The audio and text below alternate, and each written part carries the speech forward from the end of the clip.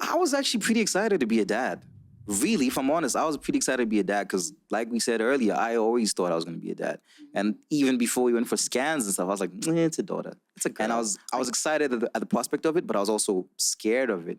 I don't have the most fantastic relationship with my own dad, but I promised myself I'd be a lot better. I don't think we ever thought about anything happening to her. We just thought, okay, I hope the baby's healthy. I don't really think worst case scenario most of the time. So I'm like, hey, we'll deal with whatever we have to at the time. Obviously, you don't envision, what happened happening. Take us to the 16th of September. We went for a checkup and it was supposed to be all good. And get there and the doctor's like, you're already like a centimeter dilated. Your blood pressure is quite high right now. Let's keep you here. They're making no exceptions. So, okay, now this is just a horrible time. And now it's like, okay, she's in somewhat of a coma. What do you mean coma? Now you're getting angry. Like, what do you mean coma? All this is happening while I'm holding my daughter and I should be having the most amazing time ever. And this happens and we're in this state of coma for weeks, man. People forget. My daughter was born on the 16th of September. Zibo passed away on the 2nd of October. That's weeks of, can I come and see her? No, COVID protocols. What are you... Does it really matter at this point? You want me to wear 5 masks? I'll wear 5 masks and I'll come. And I'll see her, and every day is just worse news.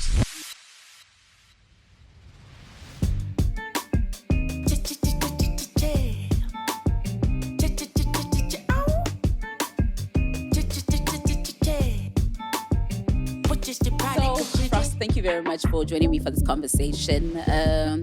Our Father's Day special, as we hopefully unpack your journey to fatherhood, your journey as a father. But perhaps before we even get there, let's just take it way back in time. Way back in time. Yeah. Just tell me a little bit about your childhood, your upbringing. What kind of little boy were you? Oh, yeah. Probably the best word to categorize me as a kid was like mischievous, naughty, right? But in a playful way. I think I was a good kid, just lots of energy, of course. You know how boys are. So I was born here in Gab City. I was born in Gabs, moved to Mahalape when I was very young. My mother was doing university, so I stayed with my grandparents in Mahalape for a couple of years. And then eventually she moved schools to Australia. So then I moved to Australia with my mom when I was young up until like the last year or so of primary school. And I came back to Botswana and did things in Pakalani. And then after Pucks, went to Francistown, JMS, came back here, UB, after lots of trials and tribulations, during my finance course. And somewhere along that way, music became something important to me. Started doing that, started enjoying that, writing music, writing lyrics, trying to be creative. Yeah. I want us to go back to Australia because, I think it's actually explaining the accent. I've literally just been sitting here on some... So anyways, just tell me about your Australia experience. How was that? Do you remember those days? Because, of course, you're saying you came back last year of primary. So I'd like to believe you have, Yeah, I do. I have very fond memories of Australia. It's a completely different lifestyle. Completely different. I would say the people are pretty similar. Botswana are very easygoing, joking people all the time. Australians are the same. They just want to have fun, go have a beer after work, and just the really simple things in life are more important to them than the materialistic stuff. So that was easy, but of course it's way more advanced than we are still, unfortunately. So it was good. Came back here. Was a little confused. I was like, oh, I can imagine now. Get a capital city or there.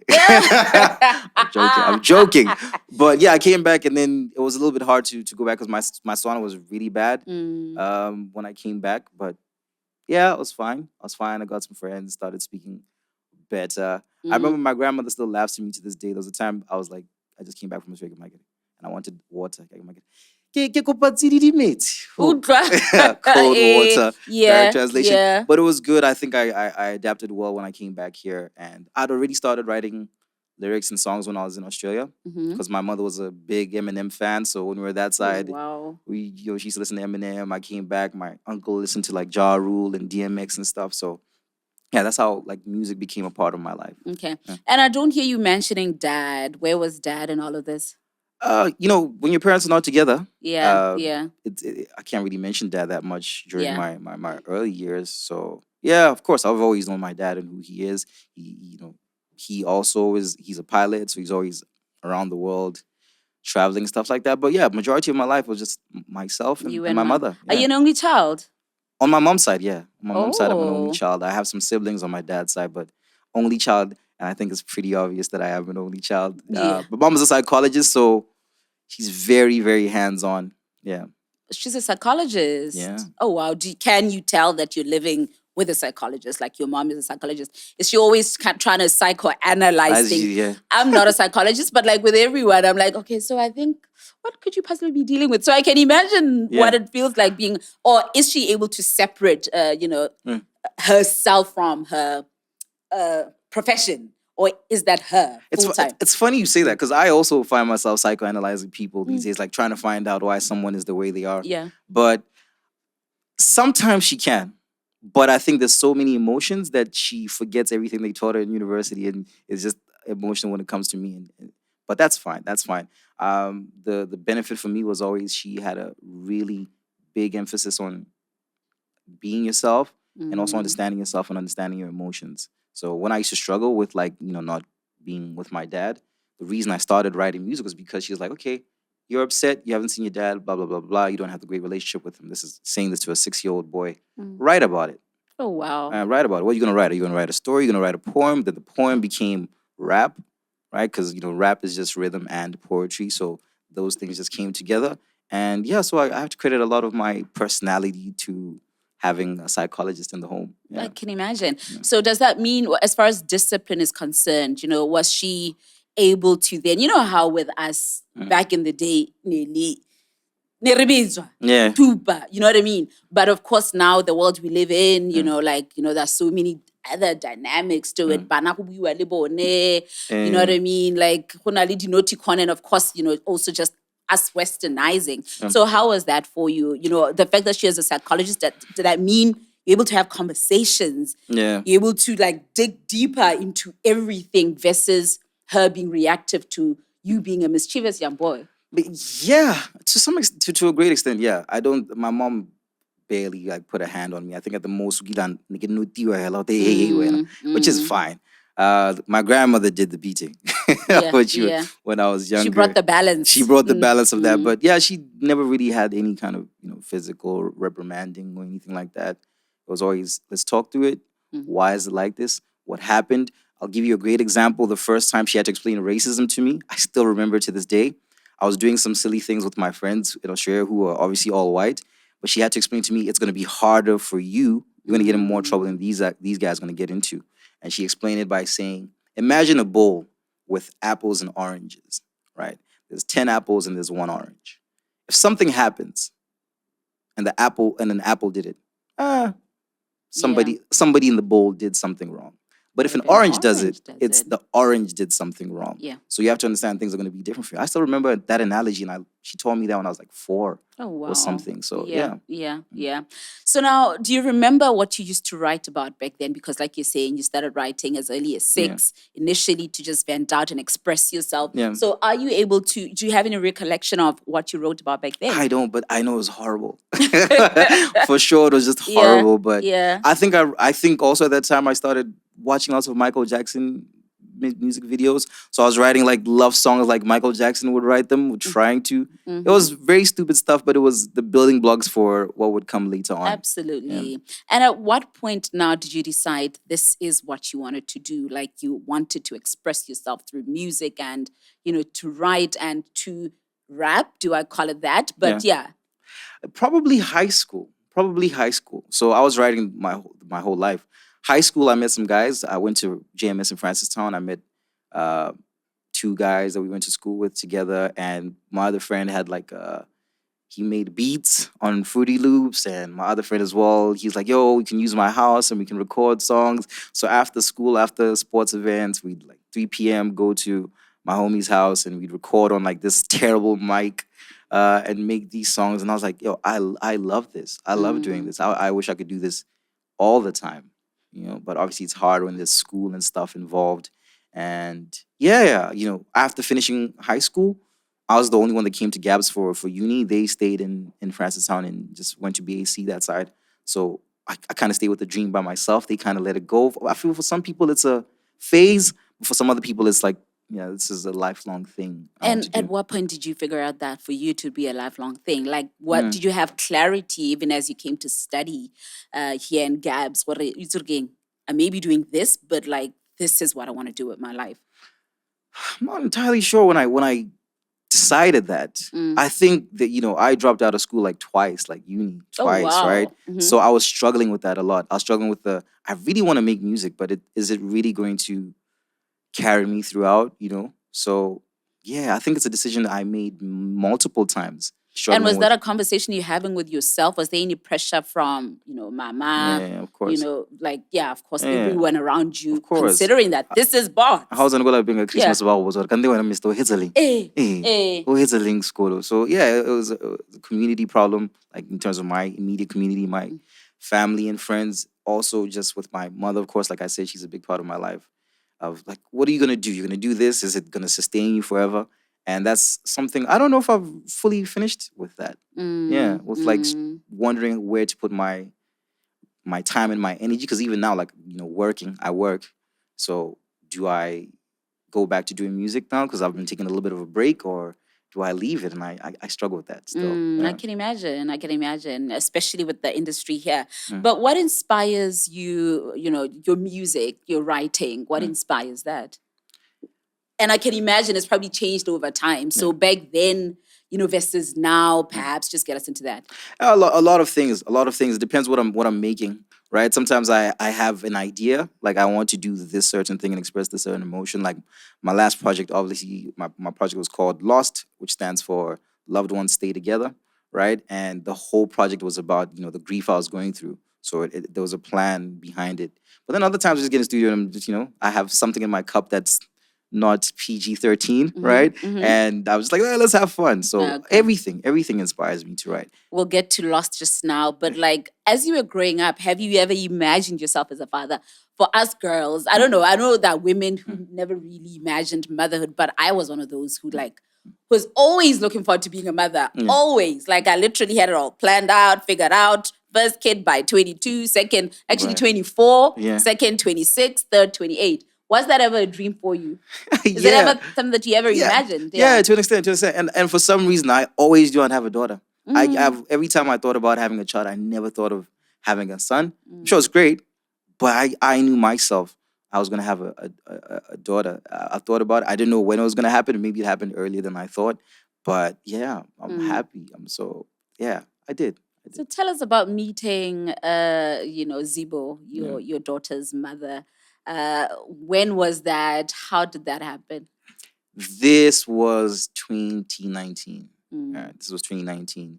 And yeah, how do I say this and put this into proper terms without looking like a crazy person? So 2019 was it was about a time when I was very active music-wise.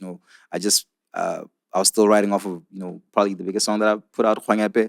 So there were shows all the time. There was, I was 2019. I was also 24.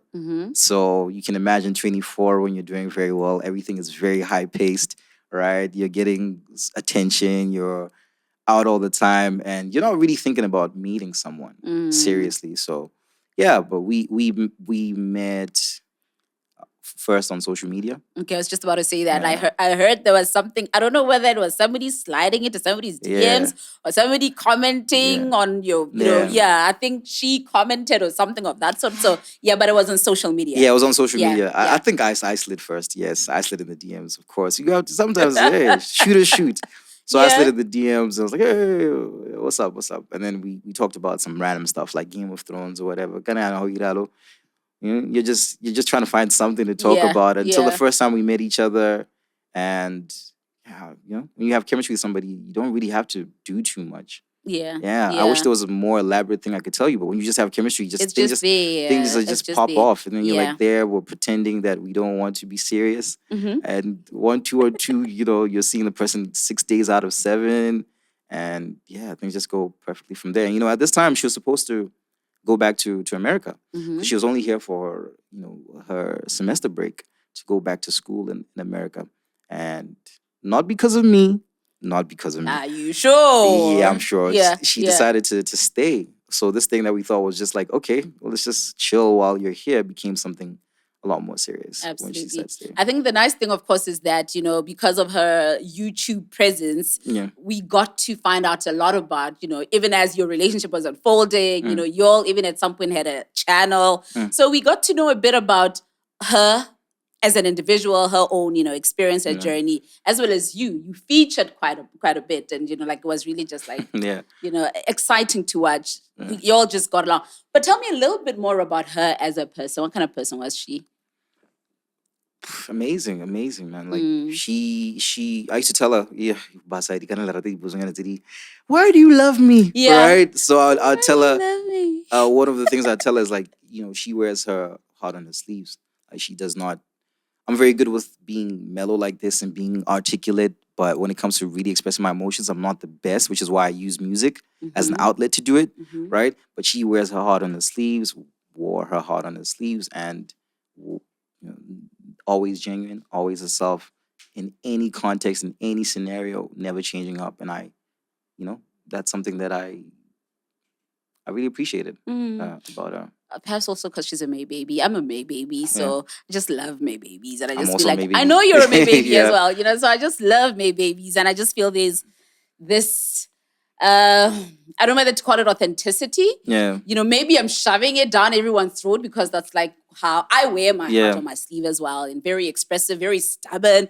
Where are you a bull? Like, are you stubborn? Like, are you, yeah. To some extent. I'm a bit, I don't know if I'm stubborn, but I'm very opinionated. I'm very opinionated, and I get that sometimes that's not the best thing.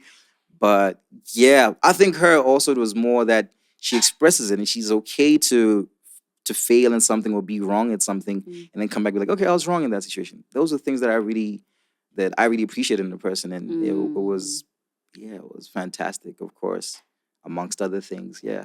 And then baby decided to just like enter the chat, right? Yeah. Tell me about finding out, she was pregnant.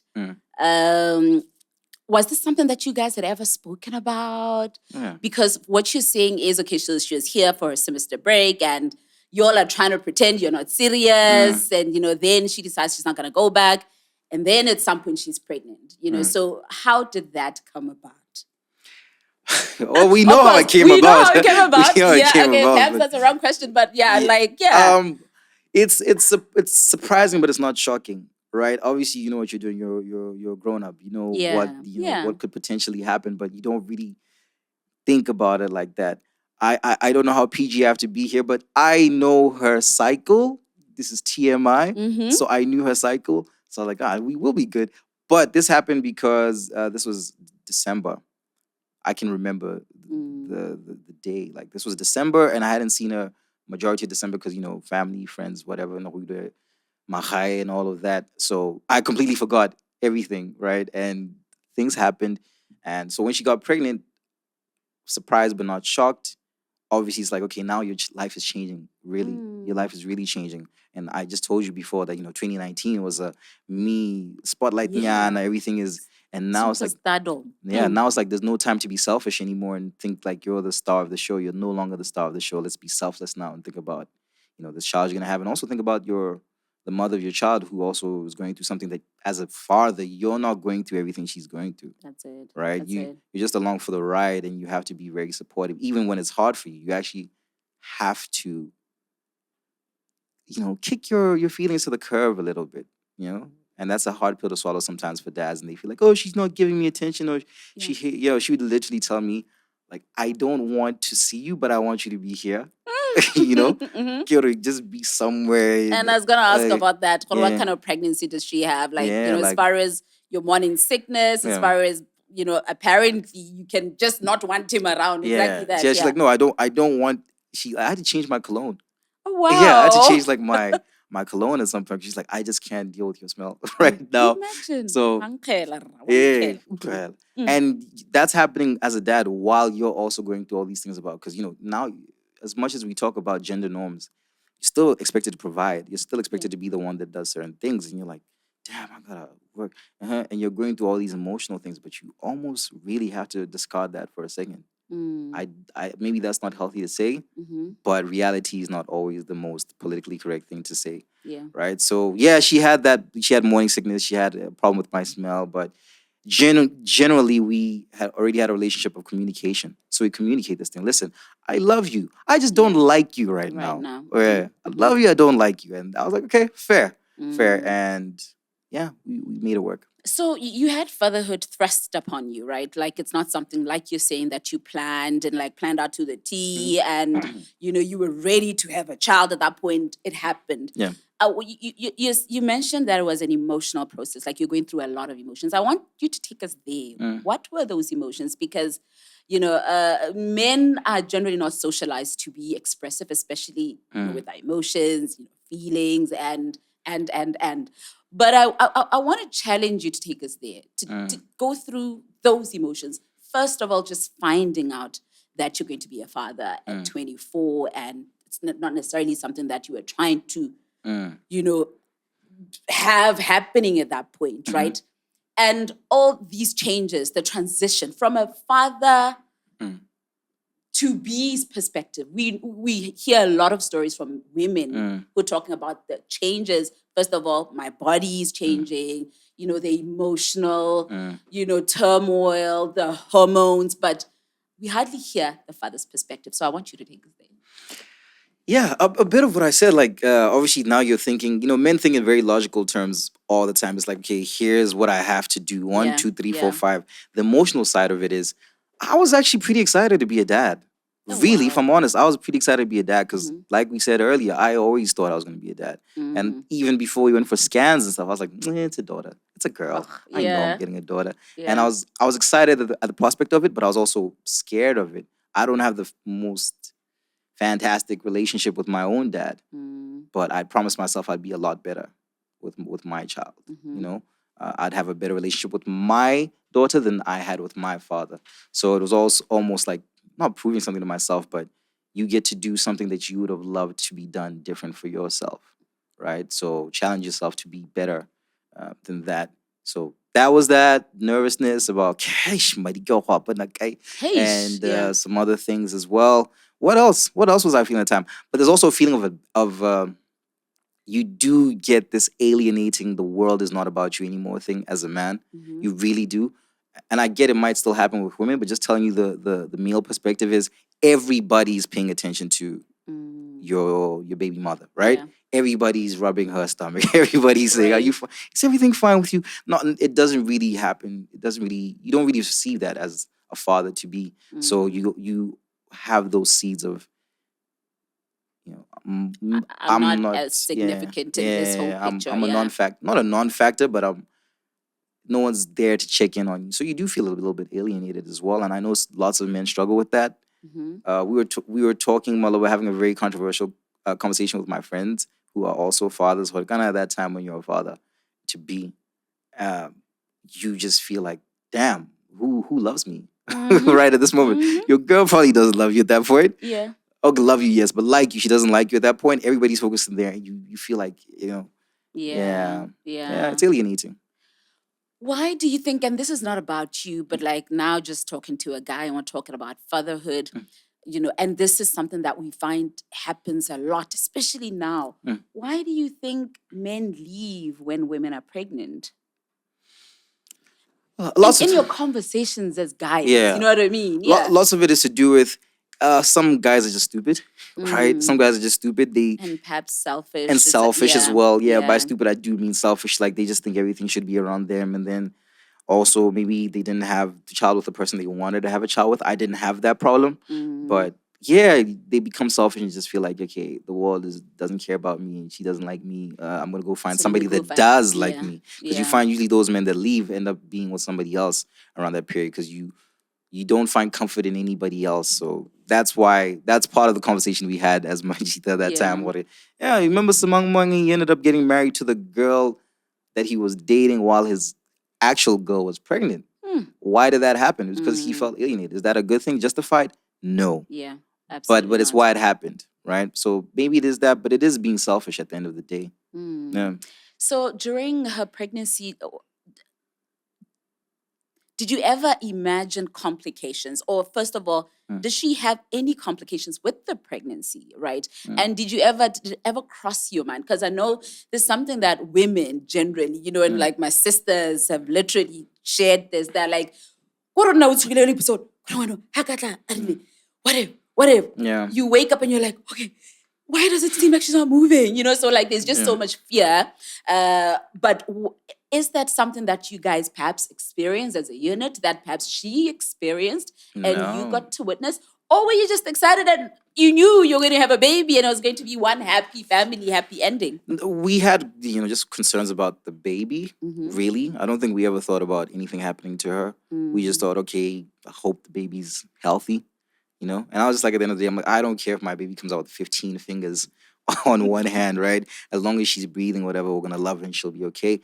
I don't really think worst case scenario most of the time. You're not that kind of person. No, I'm not the kind of person. I just try to be positive all the time. So I'm like, hey, we'll deal with whatever we have to at the time. Obviously, you don't envision, what happening. So no, not really. Never.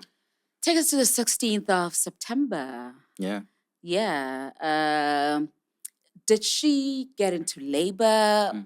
Was it a planned C-section? Because, these are the kind of things that we see happening these days. People can literally schedule C-sections and I will know, okay, I'm giving birth on the 5th of December. So what was that like?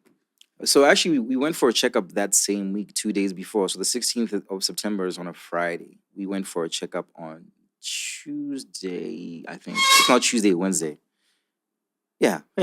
But that, in any case, that week, like 2-3 days before my daughter was born, we're just going for a checkup, and this was a checkup, the final one, because my daughter came a bit early. She was excited to see us, right? So we went for a checkup, and it was supposed to be all good. And get there, and the doctor's like, you're already like a centimeter dilated, and your blood pressure is quite high right now. Let's keep you here.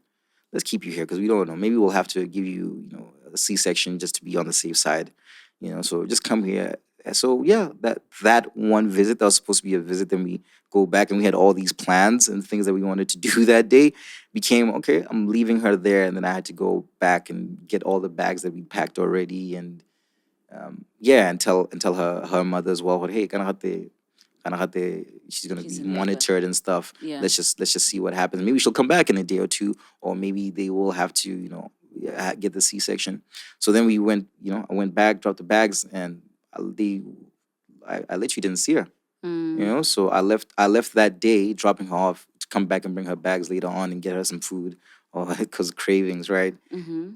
Thinking, no, I'll just see her. Turns out that's the last time I would see her, cognizant and all that, and in conversation and stuff. Yeah. So yeah, dropped off that day. Then 2 days, we're talking the whole time. Obviously, we're video calling. Then 2 days later, on the 16th, in the morning, I get a call. Hey, she gave birth.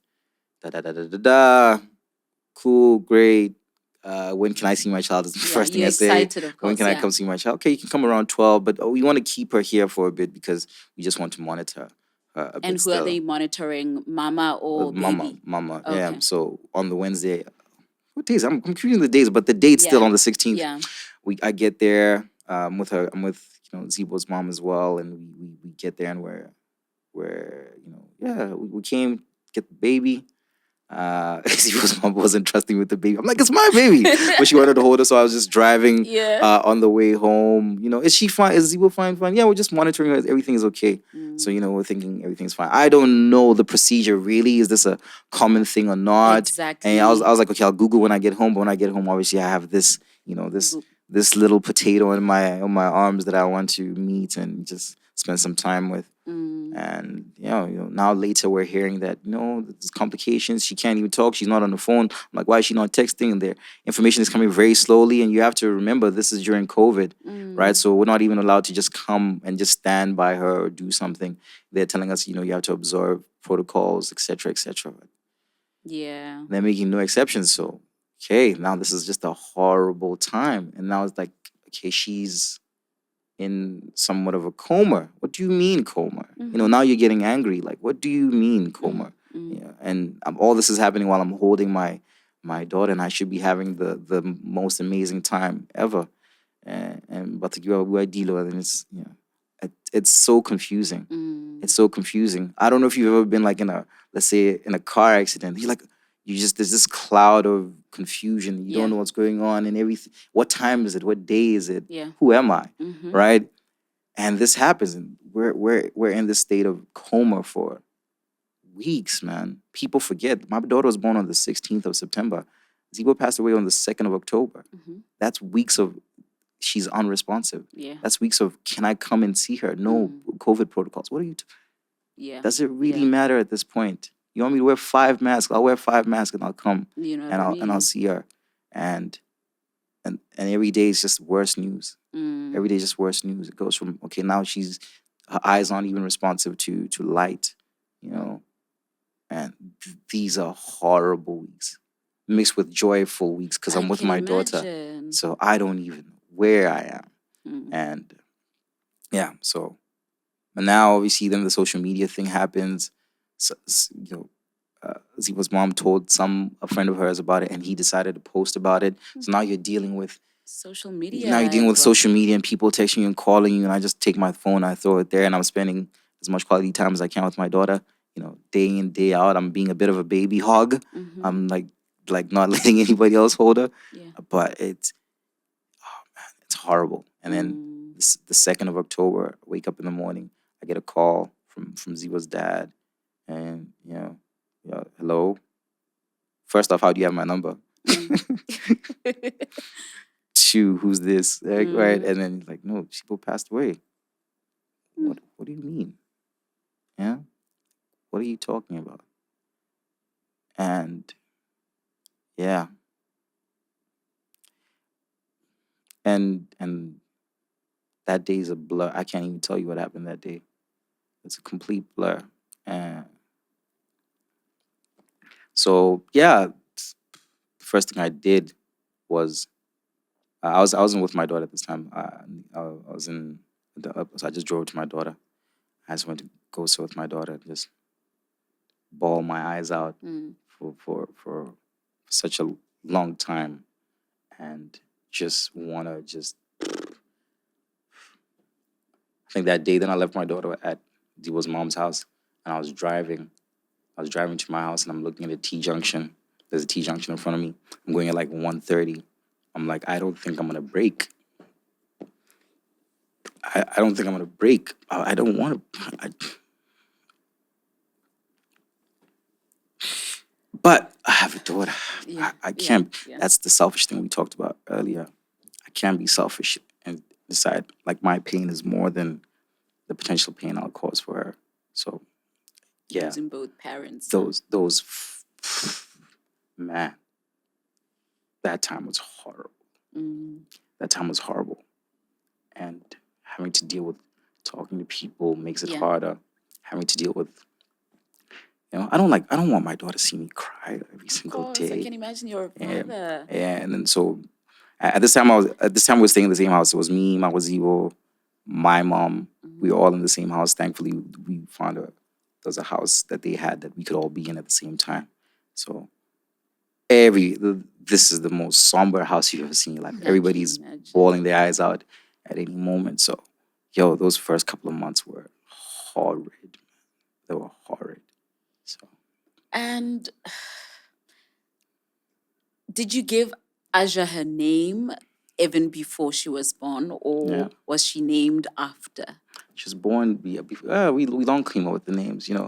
Mom is a very precise person. She wanted what she wants or whatever she wants. So we came up with her name before together, Aja and Tati. And Tati's a middle name as well.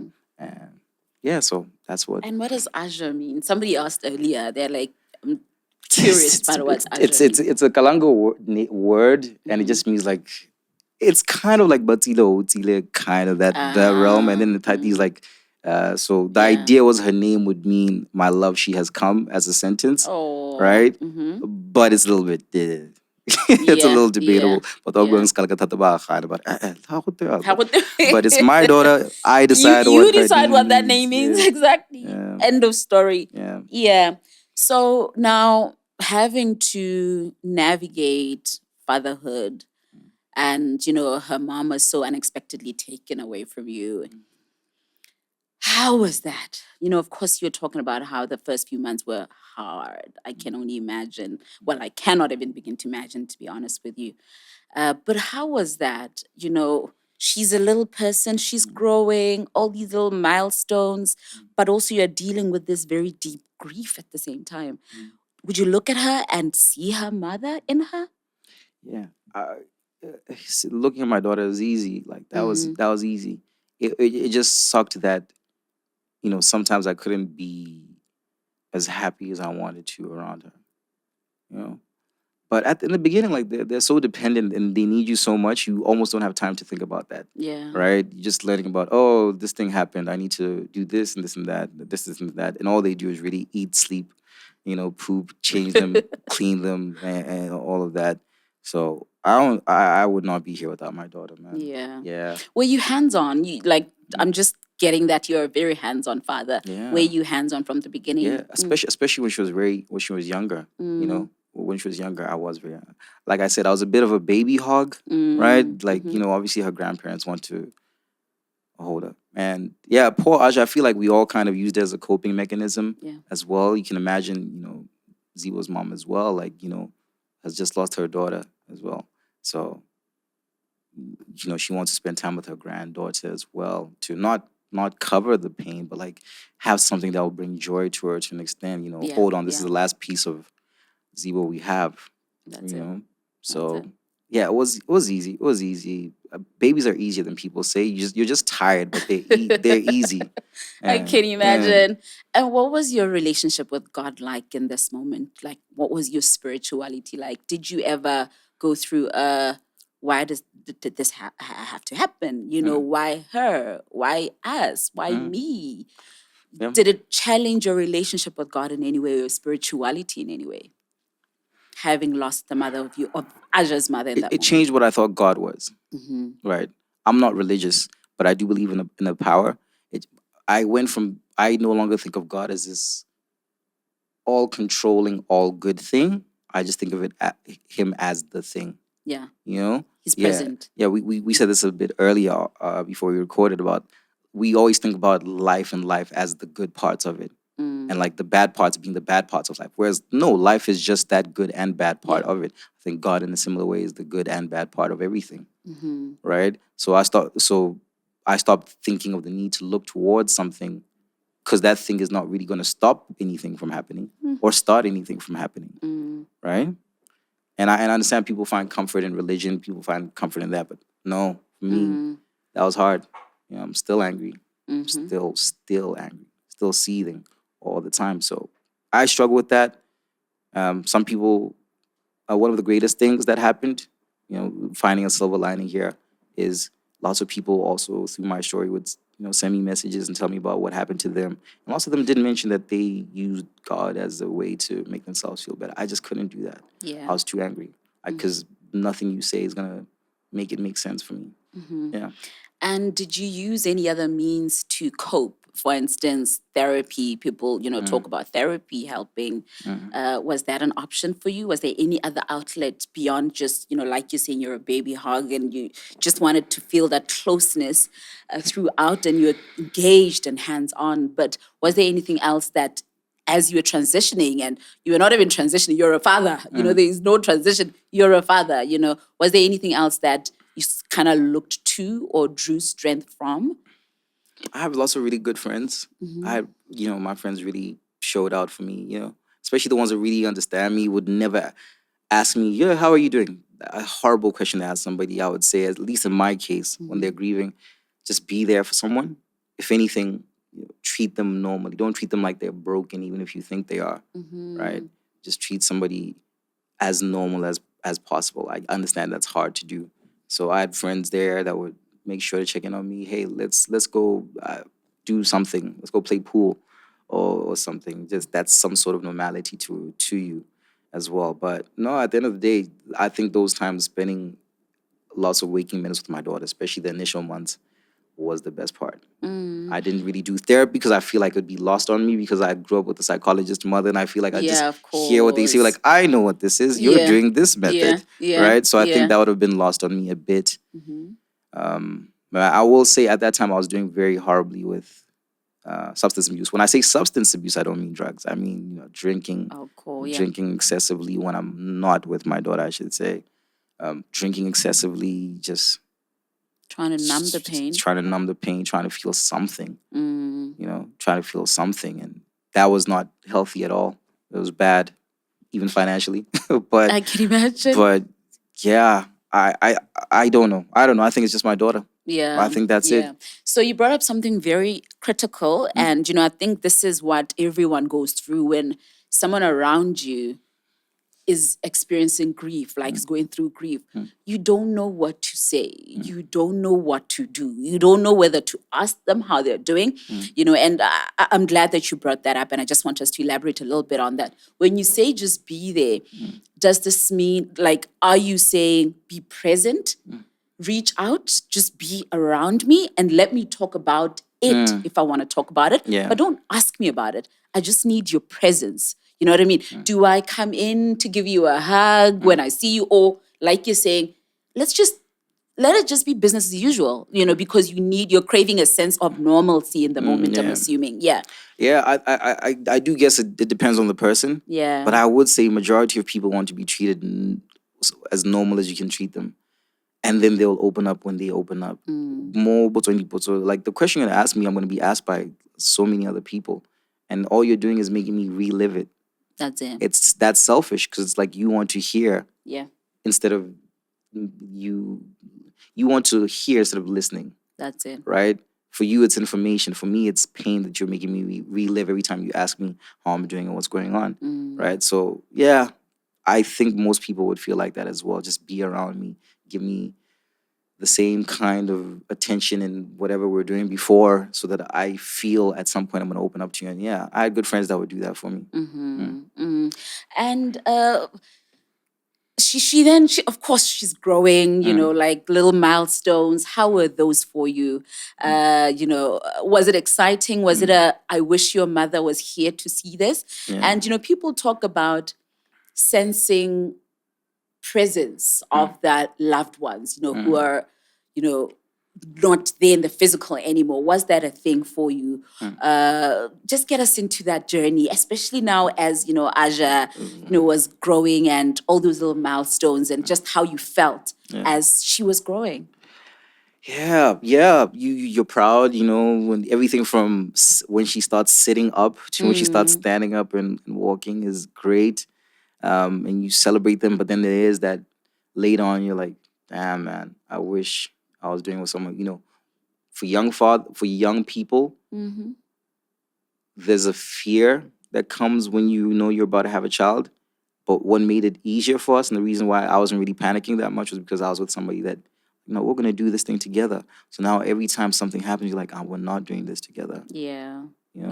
So it just dampens your joy for things when you're like, this would be so much better. I'm very, very lucky. Zibo's mom, my mom are very much in the picture all the time, and they're always, even now still. So it makes it a lot easier for me. But yeah, I don't know how to. You can't replace that thing. You can't. You can imagine. And finding your way back to music. I don't know whether you ever lost your way. Yeah, I lost. I see what you did there. Right? Yeah. See what I did there. So so get us into your sophomore album now, Lost. How did that come to being? Of course, I think it's pretty obvious that it was inspired by your grief. Unpack that for us. Yeah, so the recording of that had actually started before everything happened. Okay. Actually, we'd been recording some of the songs, like Freedom was already recorded before, like just the very rough draft of it had already been recorded. I think another song or two, like Aja's Chant was recorded before as well, right? So now when everything happened, it was like I'm very glad I had Flex the Ninja, Emo Beats there, and lots of musicians that came in and helped out with some songs like Jordan, Muzi, like Dato, and we managed to encapsulate certain feelings that were really hard. There were lots of studio sessions where I just started crying in the middle of a session. I feel so like, yeah, I'm wasting people's time here, but everybody was very gentle and soft and understanding. Rehearsals, just wasting time at rehearsals for things. But I needed to do that because, like I said, I've never been amazing at expressing myself emotionally, really, except with the music, because that's how I started writing music, because that was the outlet that I'd been taught to use for everything that was emotional to me. So I had to do it. It was a corny cliche, but it's true. It was therapeutic for me. Yeah, it really was. Imagine. It really was for me, because sometimes you don't know how you feel until you write it down, and until you belt it out and you're singing in front of people. You don't know how you genuinely feel until you write it. Yeah. And what have been some of your highlights as a father? Do you have any? And I can imagine just how much more precious your experience is, with everything that you've been through, having lost Aja's mother, Zibo, So I would like to believe it's an even more intense experience than somebody who perhaps takes for granted the role that they're playing as a father, right? So are there any moments that you could literally look to and say, ooh, now that was a highlight, now that was a highlight, or is every day a highlight? Every day is a highlight. Yeah, every day is a highlight. I figured you'd say Everything that. that happens is just great. Precious, yeah. Kids are so great, man. Like, they make you realize just how, simple things can be if you just have joy in them. Everything can be really simple and happy and joyful if you take the time. So I'll give you an example. I was at my daughter's sports day like last week, right? And they were running and doing races, sack races, and putting bean bags inside basket. And I was just like, no ways, man. Like, when did we? Imagine, how did we go from when did we get here? that potato from the hospital to this? It's great. It's great. These days, she goes to school, whatever, so we don't have that much time as we used to.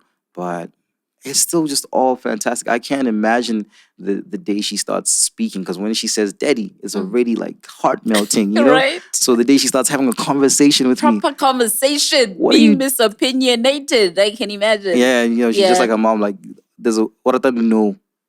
Anything you say no.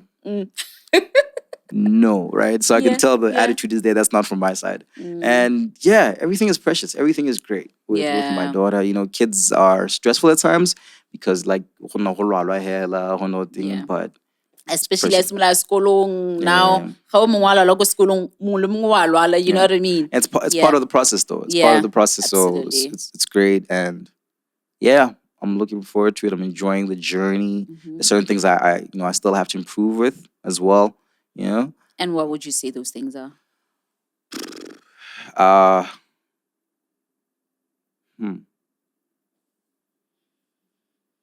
Time.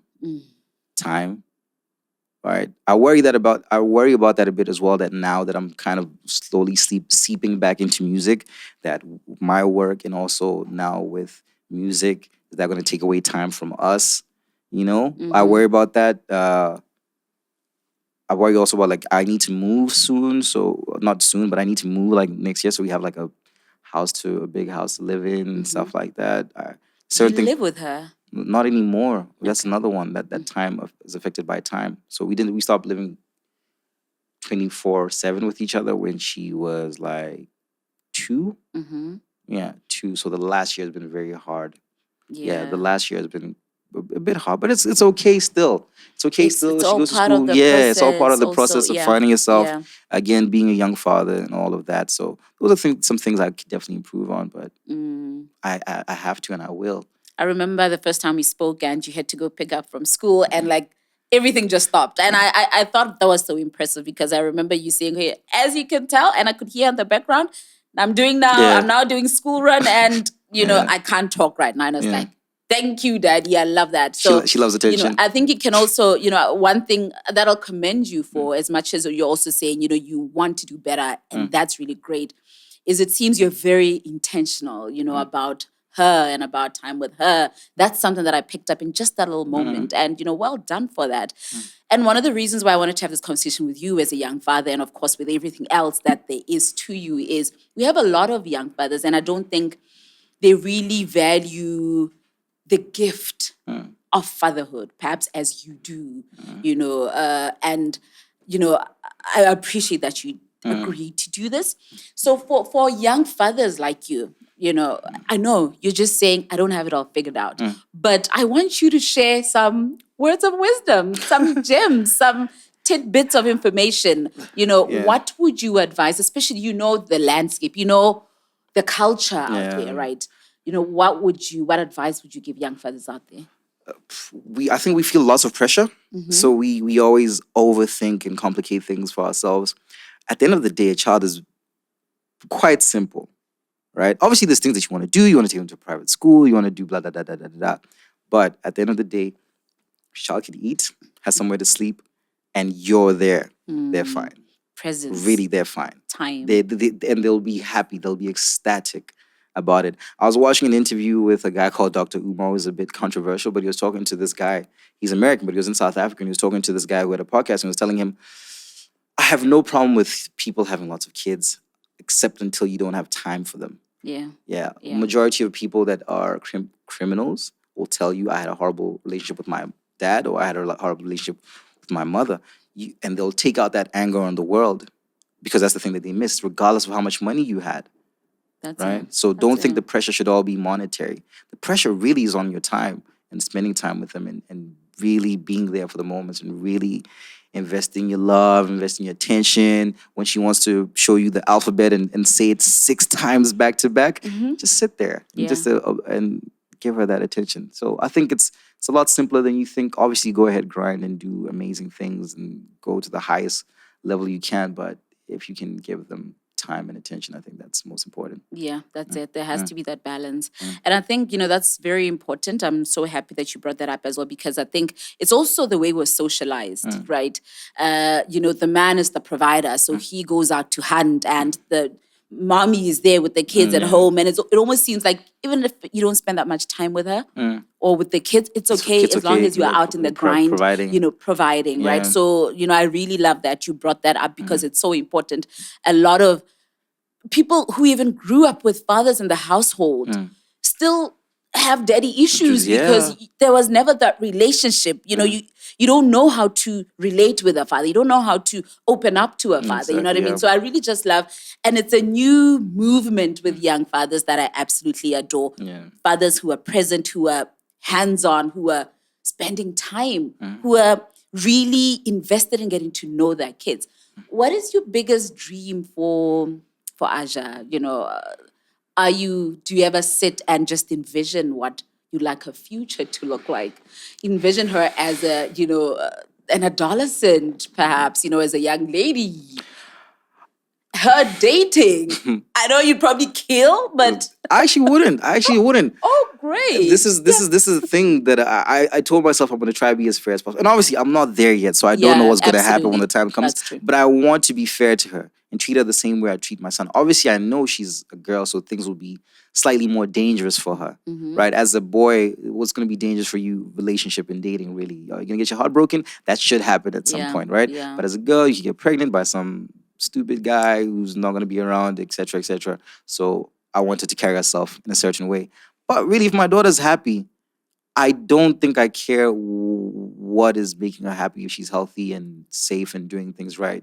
If she wants to become a shoe polisher, but she's the happiest shoe polisher that ever exists. Sets her soul on fire. Yeah. I would love her to be somebody that's like articulate like her dad, and just able to express themselves and able to stand up for themselves, right? And able to understand why they are the way they are, and be able to, just accept these things and also be kind to other people. I don't want a rude child. But other than that, I don't really have crazy expectations. I would love it if she played football.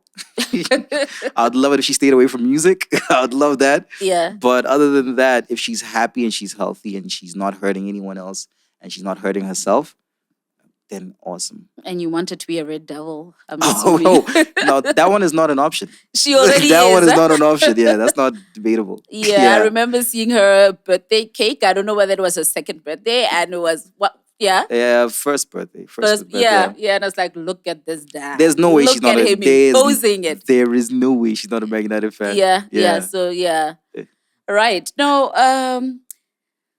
and I know this perhaps is not easy. Yeah, and I'm literally just going to throw it to you either way because you're a young father. You know what I mean? I think we cannot take away from the fact that you're young and you've still got your whole life ahead of you, right? Do you ever struggle with the thought of bringing somebody new into her life, right? Introducing a new person, eventually the thought of getting married and having, a family and having more siblings for her. Is that something that excites you? Is that something that scares you?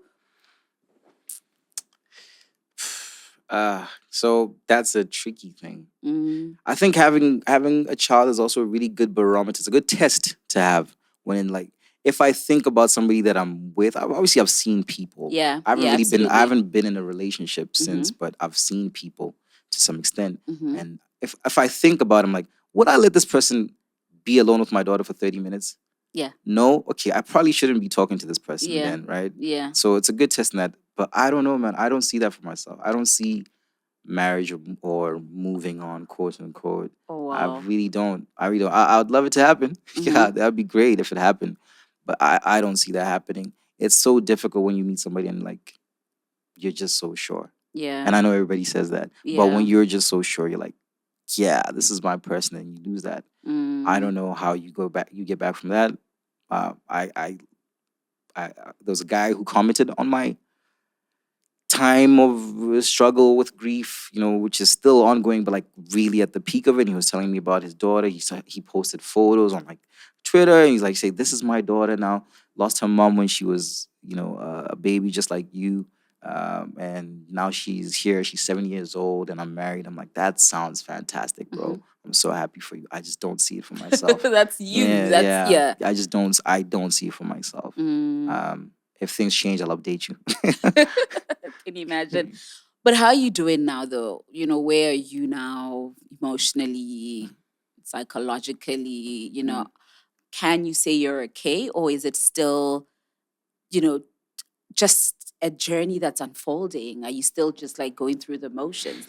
How are you doing? It's a tricky thing. It's always on the cusp of breaking down. You can be okay, and I can go weeks and just be fine, right? And then something just triggers you, and it feels like day one again. That happens sometimes, and especially stuff like birthdays, like this a couple weeks ago, or September or October is going to be horrible times, and it just happens occasionally. Seeing something that reminds you of that person, a TV show you're watching together, a new season is out, and you can't get excited about it. It's a journey all the time. You will feel better, which is something somebody said to me at the time, and I was like, shut up, right? You will feel better at times, but it's never going to be completely okay. Yeah. And some days are going to be really bad. In fact, lots of days are going to be really bad. And some days you'll be good. You'll be okay. You'll be able to have a healthy relationship with other people and be there. And then sometimes you just go off on the rails and don't know how to get yourself back. And do you feel that's all part of life? You spoke about that earlier, just how your perception of what life is. Yeah. That's life. Yeah, or do you feel cheated? Do you feel like something you were robbed of the future you'd envisioned? Yeah. Still feel robbed. Like there's, I still feel robbed, but I understand it happens, but I don't understand why it happened. Yeah. Yeah. That's it. Yeah. So, yeah, I feel like that at times. I feel like, I'll be fine. People have gone through this. But, I sometimes I even forget that same year, like literally a month or so afterwards, I lost my great grandmother. Oh, And wow. I didn't even have time to process that. Yeah. This year, I just lost a friend of mine who was a DJ. He was my DJ at some point as well. I lost a friend last year. And this is pre-2019. I'd never lost anybody that close to me. And all of these things just started happening. Like I lost my friend in 2019. through a car accident, then Zibo, then my great grandmother, then my friend, then another friend. It's just it's like a season of loss. And yeah, someone was trying to tell me this happens the more as you grow older, this is gonna happen more and more, but can't help but feel robbed or cheated sometimes. Yeah. Yeah. Absolutely. And it's Father's Day. Yeah. What is your message? Your Father's Day She message better right have a now? present for me. She better have a present for me waiting. But I think hanging there. Yeah. Give your children time. Just be there, be present, have a relationship with them. Don't just keep funneling money to them. You know, be there, be present. You matter as well as a dad. Lots of the time, the emphasis is placed on mothers for care. Mm-hmm. But yeah, you're supposed to do that as well. Yeah, get your hands dirty, change a diaper or 6. You know. Exactly. Yeah. Frost, thank you so much for taking this time out Sure. to have this conversation with me, man. It's I really love storytelling, and I think I told you this even in the beginning when initially when I reached out. I believe through telling our stories we're able to heal humanity. Whatever healing looks like, at least the one thing we're able to do is, allow the next person to realize that they're not, alone in this, that it's okay to feel, it's okay to be angry, it's okay to grieve, it's okay to just be whatever, it is okay. And because you're not the only person, because I know grief can really be isolating. Fatherhood can be, a very isolating journey. We've brought up a lot of, fatherhood, very wise insight that I'd like to be shared here, the kind of stuff kind of conversations we don't really have as much about fatherhood. So thank you very much for that. And I wish you, an amazing career. I really just wish you all the best in that regard. I wish you an amazing fatherhood journey, and I wish you continue to heal as you just keep putting one foot in front of another, and all the best with everything. Thank you for having me. Good conversation. Right? Yeah. Great. I wish we could keep going on and on and on.